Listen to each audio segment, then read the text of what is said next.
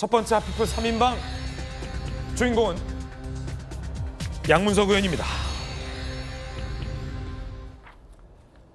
이재명 정부의 부동산 기조는 명확합니다.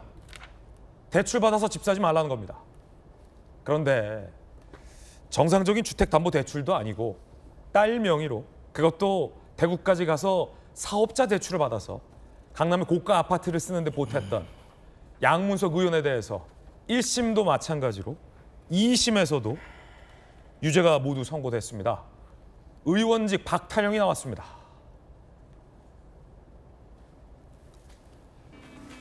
사실은 이재명 정부의 부동산 기조에 정면으로 어긋나죠. 수원고등법원 형사 3부 항소심도 유죄, 특가법상 사기 혐의 유죄, 선거법 위반 유죄, 특가법상 사기 혐의 징역 1년 6개월 집행유예 3년, 선거법상 허위사실 공표, 공직선거법이죠. 벌금 150만 원. 요리 봐도 저리 봐도 의원직 상실에 해당합니다. 대법에서 확정된다면 바로 의원직이 박탈됩니다. 사실은 정혁진 변호사님, 네네. 양문석 의원 본인은 억울하다고 해명하고 있어요. 어떤 거냐면 해당 새마을금고가 먼저 우리에게 기획대출을 제안했다. 그리고 아내가 주도적으로 한 거라 난 잘 몰랐다. 라는 취지의 글을 선거 기간 동안에 올렸잖아요. 지금도 그런 해명인 걸로 전해지고 있고. 그런데 지금 같이 걸린 걸 보면 그 해명이 거짓이다라는 공직선거법 위반에서도 그건 거짓이 맞다라고 지금 유죄가 나왔다는 거예요. 어떻게 보십니까? 글쎄요, 양문석 의원이 원래 그 국회의원 출마를 여러 번 했었어요. 어디서 출마했습니까? 고향이 그쪽 경상남도잖아요. 통영 고성에서 두 번이나 출마를 했다가 다 낙선하고, 그다음에 경상남도 지사까지 출마했는데 낙선하고, 그러다가 안산에서 출마해가지고 당선된 거 아니겠습니까? 그런데 그 와중에 지금 그렇게 새마을금고 금융기관을 속여가지고 그래가지고 돈을 대출받은 거는 이건 특가법상의 사기가 되는 거고요. 네. 거기에다가 이러한 사기를 하기 위해서 어떤 행동을 갖다가 했느냐, 문서를 위조했잖아요.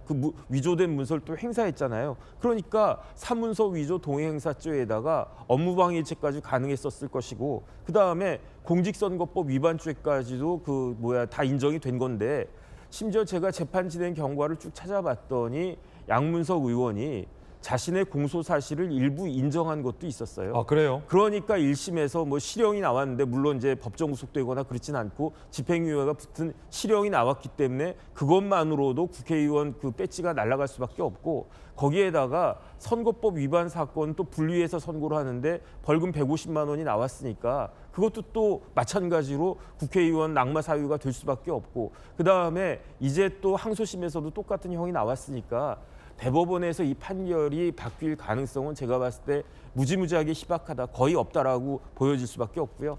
그다음에 이거는 선거법 사건이기 때문에 원칙대로 하면 633이기 때문에 대법원에서 3개월 이내에 선고를 해야 됩니다. 그렇다라고 하면 연말까지는 양문석 의원에 대한 형이 확정이 되는 것이 아닌가. 그렇다라고 하면 그냥 한 1년 반 정도 국회의원 하는 대가가 사실은 양문석 의원한테는 굉장히 크지 않나, 그런 생각이 듭니다. 사실은 지금 이재명 정부에서 하지 말라는 것들을 다 한 거잖아요. 그보다 더한 거죠. 왜냐하면 6억 이상의 주택담보대출을 지금 금지시켜서 사실은 상환 능력이 있는 맞벌이 부부도 집이 없었는데 대출을 받아서 이미 많이 올라버린 아파트를 구매할까 했는데 지금 그거 못 사고 있는 거잖아요. 그런데 양문석 의원 같은 경우는 그것도 아니고 딸 명의로 사업자 대출을 일으켰는데 딸이 사업을 안 하고 있잖아요. 그걸 갖고 빚을 갚아서 아파트를 사는 데에 보탰다. 그리고 선거 기간에 이게 문제가 됐는데 거짓으로 해명을 했고 공천도 취소가 안 됐다. 어떻게 보십니까? 그러니까 지금 아마 저 속도대로 하면 633 따르면 이제 금년에는 대법 확정이 되면 내년 지방선거 때 아마 저 지역구는 다시 보궐선거를 해야 될 겁니다. 그런데 양문석 의원의 저 문제는 사실은 지난 총선 때 가장 큰 화제성 있는 논란거리였잖아요. 네네. 그리고 우리가 영끌 하는데 서울에서 강남의 비싼 아파트를 사기 위해서 영끌하더라도 영끌을 하는 그 자체를 우리가 또 동의하지 않지만 영끌을 하는 사람조차도 법은 지킵니다. 네. 어떻게든 자기 생활 범위 내에서 한 달에 대출 이자를 얼마큼 갚을 수 있고 또 여기저기서 조달할 수 있는 게 얼마나 되고 그러면 내가 얼마까지 대출을 받을 수 있는가를 진짜 가득가득 채워서 하는 게 영끌 아니겠어요? 영끌도 법은 지킨다. 아, 당연하죠. 영끌도 다 절차와 법을 따라서 최대한 끌어모을 수 있는 걸 끌어내는 거지. 저건 영끌인데 불법 영끌이잖아요. 아, 불법 영끌입니까? 아, 당연하죠. 그러니까 자기 딸이 사업도 안 하는데 사업자로 했죠. 또 이런 일반 시중은행은 조금 문턱이 높을 것 같으니까 조금 약하다고 생각이 되는 이른바 새마을금고에 가서, 그것도 서울이 아니라 대구에 가서 그걸 해가지고 서류를 위조해서 끌어들일 수 있는 영끌을 한답시고 사실은 법을 어기고 문서를 위조하면서까지 그걸 받아서 돈을 끌어들여서 그 돈을 안고 갭 투자를 해서 산 거 아닙니까? 그리고 그 뒤로 지금 얼마나 올랐겠어요? 뭐 제가 확인을 안 해봤지만 그 뒤로 아마 10억 이상 올랐을지 모릅니다. 강남 어디 아니겠어요? 그러니까 그런 걸 하시는 분이 국회의원 후보자로 나간다는 것 자체가 어불성설의 자기 모순이고, 그런 분을 친명의 선봉에 서서, 친명의 선봉에 서서 친문을 공격했다는 공로를 인정받아서 저 노른자 지역구인 안산에다가 지역구 공천을 준 것도 정말 말이 안 되는 거고요. 또 더군다나 거기에 더해서 저 논란이 됐을 때 양문석 당시 후보가 어떤 입장이었습니까? 끝까지 잘했다고 자기 꾹꾹 우겼습니다. 잘못한 게 없다. 이건 다 음모다라고 했었어요. 지금 뭐 1심, 2심 저렇게 나왔으면 할 말 없는 거 아니겠어요? 저도 정치를 같이 하는 입장이고, 양문석 의원하고는 예전에 이 채널에서 뭐 패널로도 같이 많이 봤습니다만, 정치에 대한 의지는 좋지만 정치를 하고 권력을 탐하더라도 적당히 저는 법은 꼭 지켜가면서 했으면 좋겠습니다. 김우식 교수님 의견이었습니다. 양문석 의원의 해명 입장도 준비되어 있습니다. 들어보시죠. 사실 대부분 가서 다투도록 하겠습니다. 공소권 남용이랑 이런 거 항소 제기하신 거 하나도 반영 안 됐는데 내기에 대해서 입장 아예 없으시단 말씀인 거죠? 판결 결과 예상하셨습니까?